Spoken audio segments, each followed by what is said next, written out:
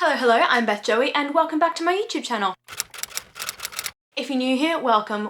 This is the channel where I paint my face, turn my camera on and talk about some books. The 2023 New Year 2022 Year in Review content is ongoing. This time we are talking about my favorite books of 2022. The 5 books that stood out that were incredible. Let's not dilly-dally or dawdle, let's get straight into the list. So the first book is going to be no surprise to anyone who's been around on my channel for a little bit, and that is The Invisible Life of Addie LaRue by V.E. Schwab. I read this book this year, beginning half of this year. Loved it so much. It made it into my mid-year freakout tag and it still remains one of my favorite books of this year. If you don't know what it's about, it follows Addie LaRue, who is a girl living 300 years in the past trying to escape a wedding that she doesn't want any part of, and so she makes a sort of deal with the devil in order to get out of this wedding. The consequence of that deal is she will live forever, which is great, but no one will remember who she is after meeting her. So she lives her life for 300 years, no one remembering who she is, really struggling with that, until one day she meets a guy named Henry who remembers her the next day. The reason why I love this book is because I think it is so beautifully written, and it is one of those books where I was genuinely surprised that I loved it because I'm a plot-driven person, but this is definitely very character-driven. It's very lyrical, it's very beautiful, it's very flowy, and that's not normally something that I enjoy in a book. This one changed me. This book hit so different in those moments where Addie was dealing with the trauma of never being able to make connection for the past 300 years and the regret. I think the message of this story is really incredible as well, and it's all about how a person can leave a mark on the world without realizing that they are doing so. In Addie's case, that was through music, through art. She left her mark on the world by inspiring others. I gave this book 5 stars, deserves its spot on this list. Another book that's definitely not as plot driven, it's more character driven, and again, it's why I loved this book. Don't get me wrong, I am a plot driven person, but these 2 books, the start of this video is going to make you think otherwise. The second book on this list is Loveless by Alice Oseman. It made me feel heard, even though the main character in this isn't bisexual, she's asexual, aromantic. It follows Georgia, who is studying at university with her 2 best friends, except she's moving into like a different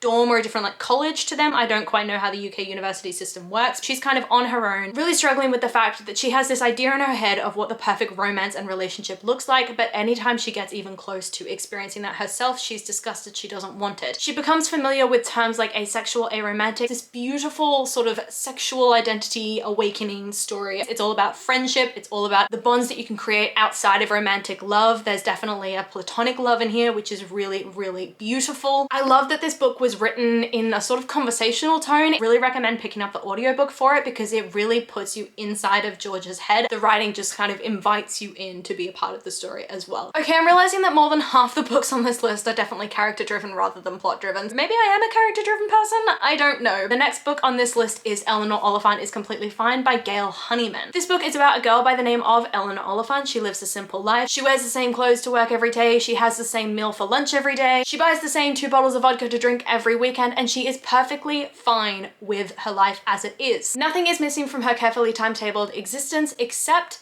maybe everything. She begins to realize that as she meets new characters. I think there's a guy in here named Richard, and he exposes her to the idea of a sort of functional, positive family environment, which is definitely something very different to what she's experienced with her own sort of toxic relationship with her mother. He takes her out of her routine, and as a result, she is forced to sort of question everything that she believes is fine in her life. And it sends her into this spiral of, I guess, an existential crisis of not knowing who she is. And all in all, from reading the author's note at the end and listening to interviews with this author, it's a story of loneliness inspired by a conversation that the author had with someone that essentially said to them, from going home from work on Friday to getting back into the office on Monday, they don't speak to anyone over the weekend, and just how lonely that feeling can be and just how entrapping that can be as well. It was beautifully written. It was an incredible story. I would recommend it to anyone, frankly. Next up is a sort of dark academia that I never expected to be on this list. In My Dreams I Hold a Knife by Ashley Winstead. I don't know if this is on this list because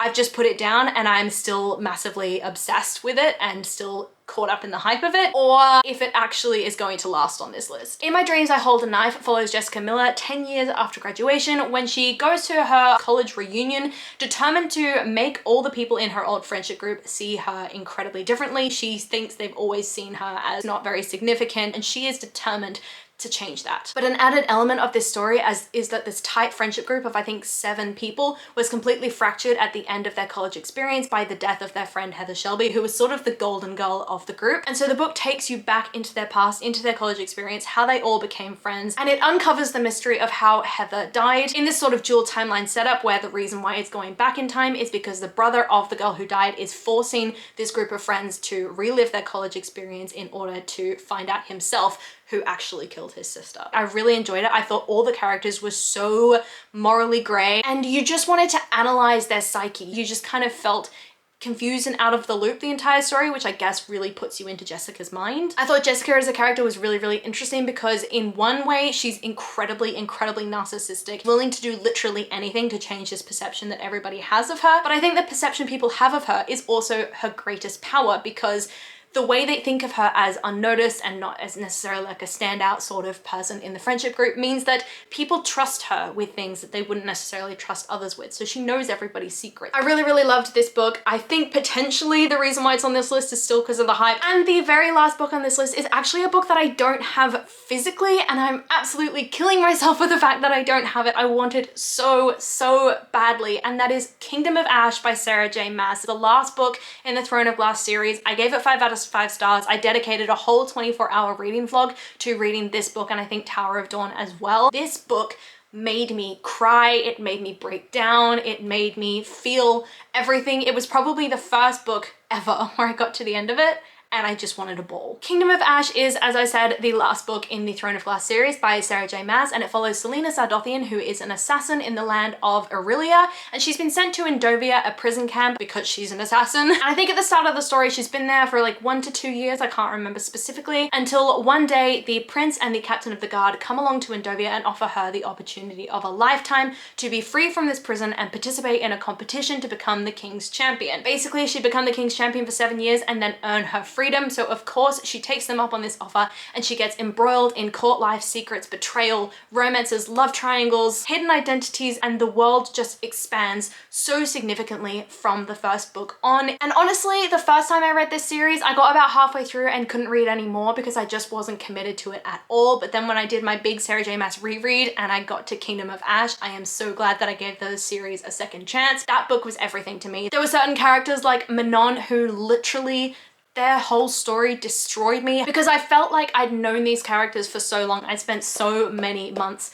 in their story, finally getting to that end and seeing it all unravel and seeing the growth and seeing the relationships break and reform and everything like that was just an incredible experience for me. I think it was a well-written story. I think Sarah J Maas, I know people give her shit because she's, you know, they say she's just a hyped up author or whatever, but I genuinely loved this series and I am not ashamed to say it. This stack plus Kingdom of Ash are the 5 books that are my favorite books of 2022. Let me know down below if you've read any of these books or what you thought of them, if you loved them just as much as I did. I hope that you did. These are all some incredible books, and if you haven't read them, I would really recommend that you do so. But also let me know what are on your list for the 5 best books of 2022, or if you have more than 5, come and chat to me in the comments down below about those books because you guys give the best recommendations, and honestly, some of my favorite books have been recommendations that you've given me. Like I'm pretty sure someone told me to read Loveless and that book literally changed my life. So come and chat to me in the comments down below. I love talking to you guys and I do my best to reply to every single comment. I really, really hope that you liked this video, and if you did, please do let me know by liking, subscribing, and hitting that notification bell all down below.